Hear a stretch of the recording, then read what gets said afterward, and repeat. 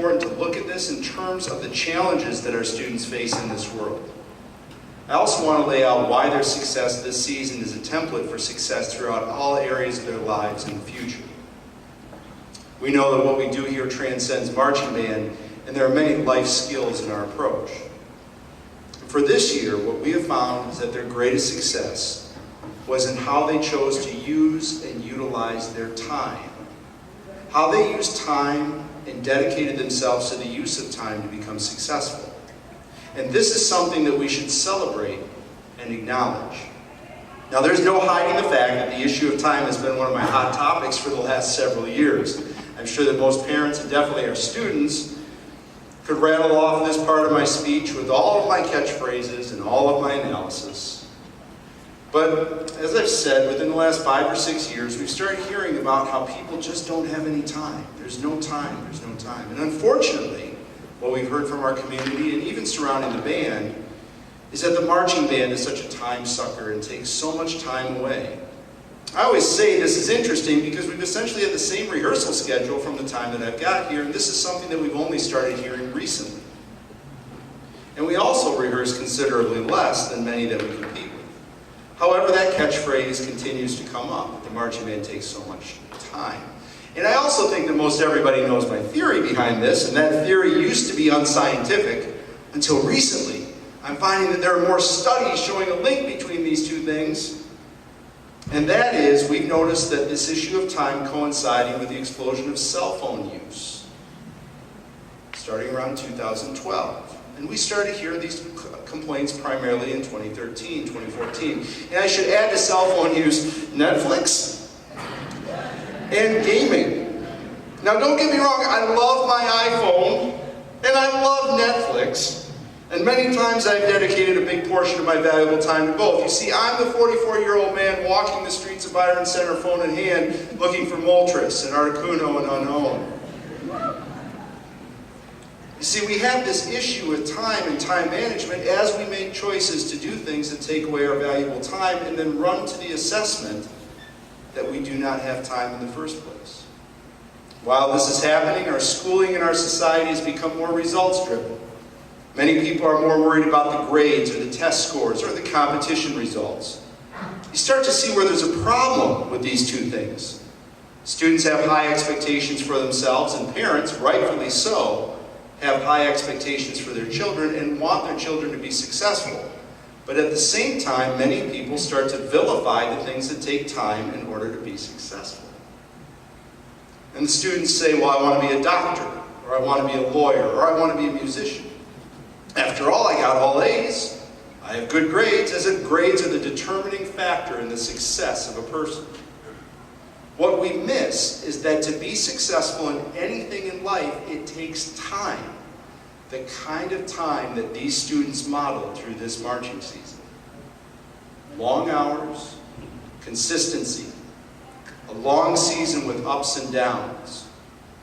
The legacy of this band is that many of our students have learned to embrace those long hours, the 98%, if you will, have learned to embrace it, and they see what they can accomplish when they are dedicated to something that is not the norm. And to be successful at anything in life, it takes time. To be a doctor, to be a lawyer, an accountant, an author, a musician, a teacher, a chef, a Tetris champion. To be successful in life, it takes time. But even more important than a profession is that it takes time to have successful relationships, to have a successful marriage, to be successful parents, to be a successful friend. This is where the time that these students spend in a marching season is so important. You see, at the end of the day, it's not really about marching band. It's about an experience that helps people live their lives better and fuller. We should congratulate our students on how they dedicated themselves to the time they spent over this season. They're doing something that is increasingly rare in our world, and that should be celebrated. I don't think we should be running away from things like phones and Netflix, but instead, we need to work to change our perspective on how those things fit into our lives. And that is where these students should be celebrated. They made choices with their time. They made choices to put themselves in adverse conditions so they could grow. Students, as you work together during this marching season, you experience many challenges, both positive and negative. However, anyone who understands the importance of quality time understands that negatives are actually positives. The bad weather, for many, can be seen as a negative. However, performing in those elements is what makes you strong. When building strength at Banquet, you don't get stronger early on in a rehearsal, you get stronger during the last hour of the day, when you're hot, sweaty, and tired. That's the only time you really grow. I'm going to talk about my beautiful wife for a moment. Amy runs marathons. She often talks about her greatest struggles in running a marathon happen after mile 20 during the last hour of the event. But the only way that she can practice that is to actually take the time to run the first 20 miles. However, we live in a world that says, well, today I'm going to go out and I'm just going to practice mile 20 to 26. That should take about an hour and I'll be done. Or better yet, I'm going to take a class where people are going to talk to me about running miles 20 to 26, take the test, get the A, and I now know how to do it. Trust me, I know this doesn't work. I ran a 5K once, and pretty much my whole training regimen was eating fettuccine Alfredo the night before. Anyone say Michael Scott? Anyways, you see, there are times this season where you are physically uncomfortable, and that's okay. There are times when you are mentally drained, and that's okay. It's okay because you are also part of a loving environment. And when you're part of a loving environment like the ones that our students have created, then you see that those challenges are what enable you to grow. And it is in this environment where you forge relationships of depth. By going through this marching season, our students have shared a common experience that will bond them for the rest of their lives. It will also bond them with other people who have had a similar experience. This bond is rich and deep because it's forged in hard work over time. Now, we've had a lot of groups spend time, so there's another element that makes this band very special, that turned the corner. Because we've had groups spend time, but this is the first group that really dove into why. Why are we doing it? And I think the success of these students is that deep. The why. There are many challenges our students will face after we leave school.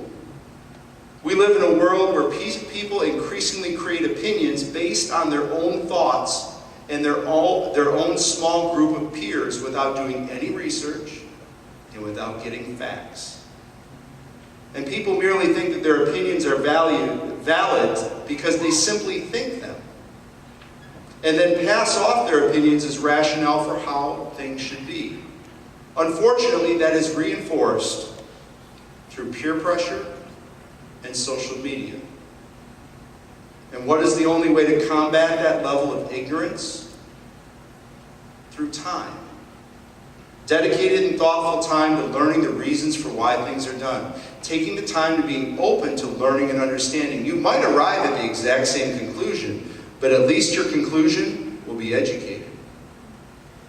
What's cool, though, is in most instances, when people take the time to learn, they will gain an understanding of a world that is greater than themselves, and will start to see the possibilities that come from increasing knowledge. This was the thing that was demonstrated by our students this year more than any other year. The vast majority, the 98% of our students, took the time to understand why we do the things we do and why the time involved is so important. Why we do basics every day. Why we worked on the last 6 sets of the show over and over again.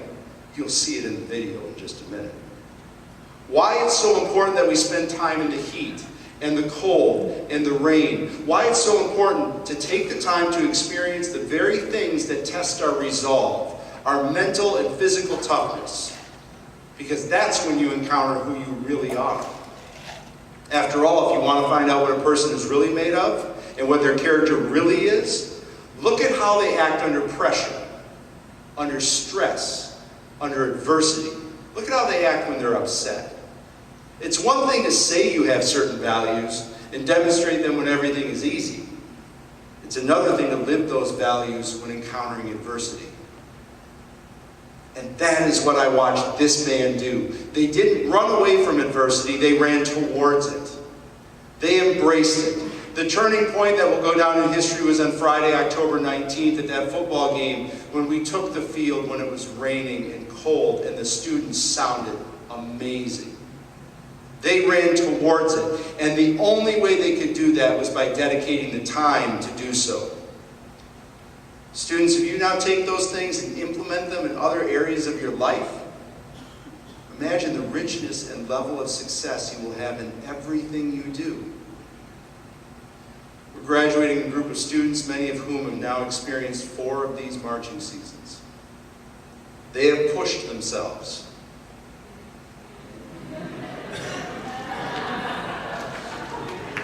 And followed the blueprint for success. They worked on their show over and over again for what seemed like 1,987 times to arrive at the end of the road.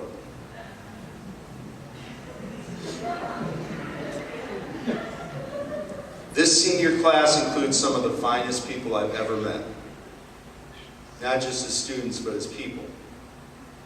Your dedication to others and to this program leaves a lasting legacy. A beautiful legacy, and I can't thank you enough for allowing me to be part of your journey.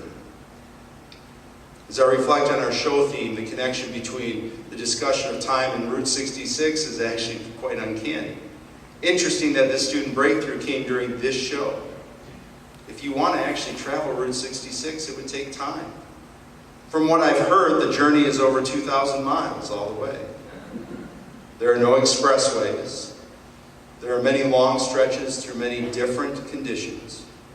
And the only way you can be successful on that journey is by dedicating the time to do it right. And that is what this band did with their show.